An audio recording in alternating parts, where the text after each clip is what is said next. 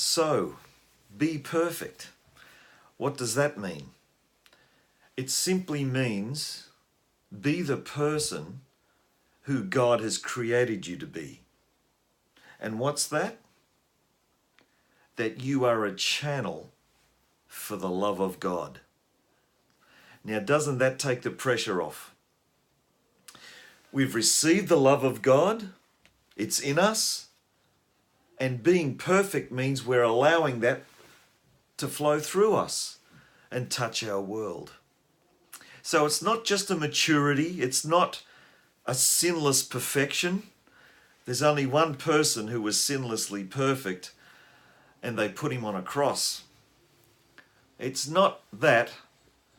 It's simply being a conduit for the love of God to others.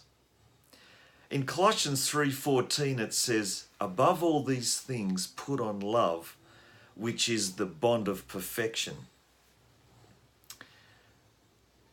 So how do we become perfect? How do we become a channel for that love of God? Put on God's love. A better translation than above all these things would be on top of put on God's love.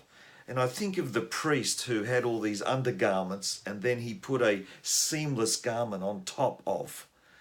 And that garment that was on top of held all the other garments in place.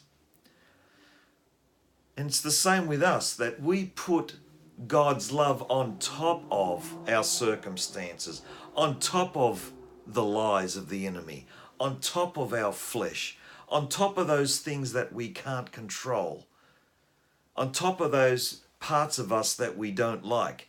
On top of those things, put on God's love, and what will happen is the love of God will flow through you. And that's how, above all these things, we put on love and we live perfectly as God intended us to.